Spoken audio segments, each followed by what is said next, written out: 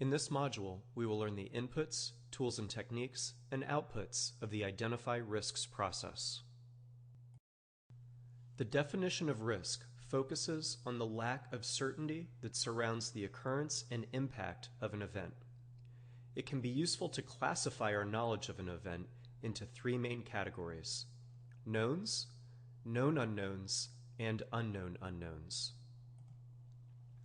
Knowns represent total or near total certainty on the occurrence and impact of an event. Because there is no uncertainty, we will not think of these as risks. They can be thought of as project issues or project benefits and dealt with in other controlling processes, such as controlling schedule or controlling costs. Known unknowns represent our understanding of events which may or may not occur and would have an impact to project objectives. These can be thought of as identified risks. The project team knows that there might be an effect to the project objectives and will attempt to manage this uncertainty through risk management processes. Finally, there may be unknown unknowns. These can be thought of as the unidentified risks. The project team is not yet aware that a particular event may have an impact on project objectives. These can clearly be some of the most dangerous risks to the project. The goal of the Identify Risks process is to turn as many of the unknown unknowns into known unknowns as possible. Identify risks is the iterative process of assessing what risks the project may be susceptible to. The project manager, team members, or even outside consultants may participate in this process. As you can see, there are a lot of inputs for this process. Rather than trying to remember each one, it may be easier to look at the big picture and understand why there are so many. If this is the process where we try to identify uncertainty, nearly everything we have at our fingertips may be used. These may include various assumptions that have been made and documented throughout project planning.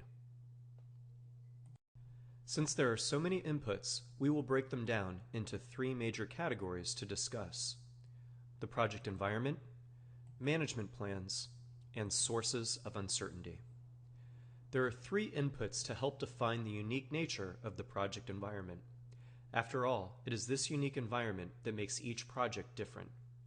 These can help shed light on stakeholder involvement, general risk categories, and organizational history with risk management. There are 6 management plans defined as inputs for this process. Since each project should have a unique and tailored approach to risk management, it is important to follow the project's risk management plan. Additionally, since risk management must be well integrated with other areas of project management, it is useful to consider how requirements, schedule, cost, quality, and resources will be managed. The remaining inputs represent sources of uncertainty. Although there are plenty of sources that will be used to uncover project risks, the PMBOK guide specifically lists some inputs which may have captured assumptions made in planning, as well as a general term used to describe the collection of all project documents. These include the scope baseline, the assumptions log, activity cost and duration estimates, as well as additional project documents. Because there are so many tools and techniques, it is useful to categorize them like we did for the inputs. The Identify Risks tools and techniques can be based on the past, the present, and the future. The first technique utilizes knowledge of risks we may have already observed in past projects. Checklists are prefabricated lists of common or possible risks and evaluation if they are applicable to the current project. These may already exist within organizational process assets. There are other risks that we may have already identified within the present. Documentation and assumptions analysis involves scouring through any project documents that exist to identify assumptions that have been made and convert them into project risks. For example, during project scheduling, some of the work may have been estimated to take 2 weeks based on the assumption of pleasant weather. This may help identify the risk that bad weather would create a scheduled delay. It is likely that assumptions are made in several planning processes, especially when estimating, such as the estimate durations and cost processes. Finally, there are several different tools and techniques that can be used to uncover other potential risks that have not been identified in the past or present. Trying to look into the future can be challenging, so it can be useful to leverage as many stakeholders with different points of view as possible. Brainstorming and interview techniques can be used to help gather data about potential risks. Visual techniques can involve root cause analysis. When brainstorming with project stakeholders, prompt lists, Delphi Technique, or SWOT analysis may be useful. Let's take a closer look at a few of these popular tools. Prompt lists can be useful to evoke thought and enhance creativity during brainstorming sessions. Popular acronyms for remembering the prompts include PESTLE, TCOP, and Spectrum. By asking more directed questions, such as, what are the technological risks associated with the project, the facilitator can help guide brainstorming. Another tool and technique used to gather information is Delphi Technique. Delphi Technique involves an anonymous survey of subject matter experts on what risks may affect the project. Responses are collected, summarized, and redistributed to collect additional feedback. The benefit of Delphi Technique is the unbiased opinions it produces. Despite the loyalty our own team has to the project, they are often biased based on the way they believe things should work and may not be willing to admit certain risks that affect the project. By reaching a broad group of experts with little stake in the project, unbiased opinions can be discovered. Another major tool and technique to the Identify Risks process is SWOT analysis. SWOT is an acronym standing for Strengths, Weaknesses, Opportunities, and Threats. Like information gathering techniques, the premise is to bring together a diverse group of project stakeholders and begin trying to understand the strengths and weaknesses that exist at the organizational level. Next, the team begins documenting opportunities that may exist based on strengths and threats that may exist based on weaknesses at the project level. Strengths and weaknesses should typically describe attributes that are internal to the organization, while opportunities and threats may have more to do with the external project environment. The primary output of the Identify Risks process is the risk register.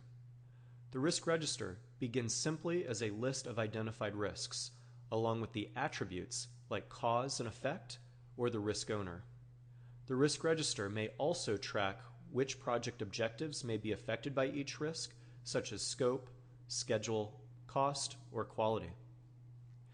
As with all of the risk management processes, the Identify Risks process should be thought of as an iterative approach.